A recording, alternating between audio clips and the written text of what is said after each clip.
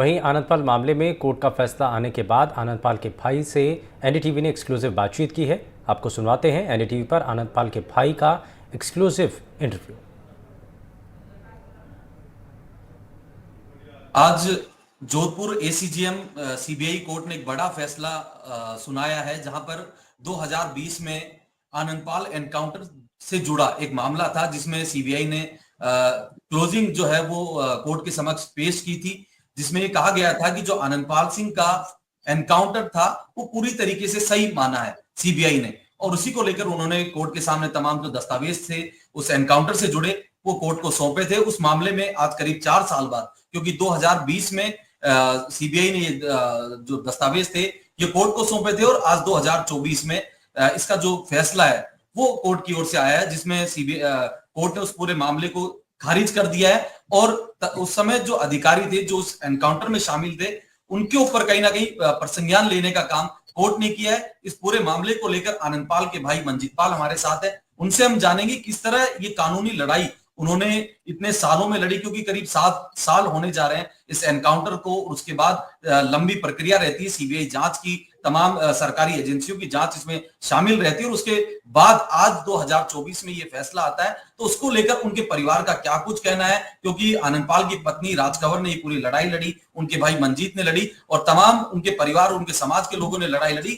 तो उस पूरे फैसले को उनका परिवार किस तरीके से देखता है, मंजीत पाल हमारे साथ है। मंजीत, एनडीटीवी राजस्थान पर आपका स्वागत है। बहुत बहुत धन्यवाद। क्या कहेंगे, सबसे पहले आपकी क्या प्रतिक्रिया है इस पूरे मामले में, आज फैसला जो आया है? जी, आज हमारे लिए सबसे पहले तो आपको ये बताना, आज बड़े भाई से बलवीर जी भानुड़ा की आज पुण्यतिथि है 10वीं, तो मैं उनके श्री चरणों में प्रणाम करता हूँ। और आपको ये बताऊं कि हमारे जो लाखों लोग हैं जो हमारे समाज के या भाई साहब को पसंद करने वाले 36 कौम के जितने भी भाई लोग हैं जिन्होंने साम्राज्य आंदोलन लड़ा था, न्याय की मांग जो उन्होंने की थी, और आज वो न्याय हमें मिला है, हमें न्याय की पहली सीढ़ी मिली है। तो हम सभी लाखों जो परिवार समाज के लोग हैं सभी खुश हैं। परिवार समाज के सभी लोग खुश हैं, लेकिन करीब 7 सालों तक ये लड़ाई आपने लड़ी और उसके बाद ये फैसला आया, तो पूरा ये घटनाक्रम कैसे चला, क्या क्या कानूनी अड़चनें आप लोगों ने झेली? जी, सबसे पहले समाज के लोगों ने उठाया इस मामले को। परिवार तो साथ में था ही था, लेकिन समाज के लोग भी हमारे पूरे साथ थे, और आज तक भी पूरे समाज हमारा सपोर्ट कर रहा है।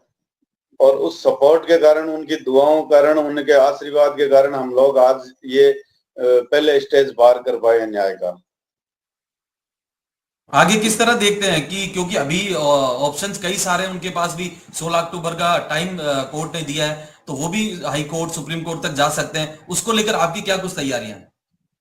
मैं तो हम लोग भी जाएंगे, कोर्ट जाएंगे, सुप्रीम कोर्ट जाएंगे। और मैं तो यही कहना चाहता हूँ गवर्नमेंट से आपके द्वारा कि जो दोषी अधिकारी है उनको सजा होने दें, उनको बचाने की कोशिश नहीं करें, क्योंकि जो दोषी होता है वो दोषी होता है, उसमें आप भागीदार न बने तो ज्यादा बढ़िया है। मंजीत, क्या उस दिन जब ये एनकाउंटर हुआ तो आपके भाई जो रुपेंद्र पाल थे वो वहां थे, क्या उनकी भी कोर्ट में गवाही हुई थी? डॉक्टर्स ने हाँ, क्या बिल्कुल रिपोर्ट हुई सौंपी थी, थी? बिल्कुल गवाह हुई थी। और उन्हीं के सामने भाई साहब की गोली मारी गई थी। जब भाई साहब ने सिलेंडर कर दिया था, विद्या प्रकाश जी जो एडिशनल एसपी है, वो उस समय वहां पे विक्की भाई साहब को लेके आए थे, और उन्हीं के विश्वास से भाई साहब ने सिलेंडर किया था, उनके कहने से। क्योंकि वो विद्या प्रकाश जी भाई साहब के बहुत क्लोज थे, और जब डीडोना उनकी पोस्टिंग थी उस समय वो उनके मतलब जो जमीनों के काम थे उनके विद्या प्रकाश के साथ में थे। तो ये भाई भी थे और बहुत बढ़िया मित्र भी थे।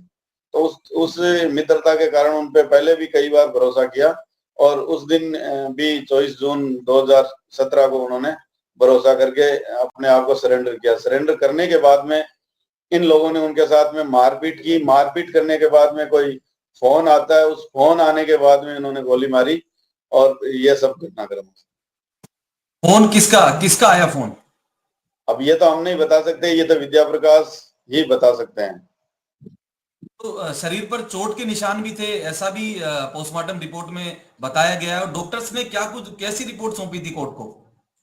बिल्कुल डॉक्टर्स की रिपोर्ट इम्पोर्टेंट रही है इसमें, क्योंकि हमारी तो सुन ही नहीं रहे थे। जब डॉक्टरों की रिपोर्ट थी, डॉक्टरों में मतलब जो मृत्यु होने से पहले जो मारपीट उनके साथ की गई थी वो इम्पोर्टेंट थी, और उसमें बहुत सारी चोटें थी जो गोली मारने से पूर्व की थी।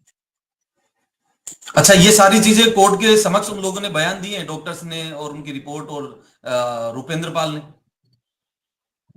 जी, ये पूरी घटनाक्रम में मेरे बड़े भाई रूपेंद्र पाल सिंह ने यही बताई थी, और वो इसमें अहम गवाह है। तो अब आगे किस तरह ये लड़ाई, क्योंकि आपकी अपने जो वकील है उनसे भी बात हुई होगी, कोर्ट के ऑर्डर आप लोगों को मिले?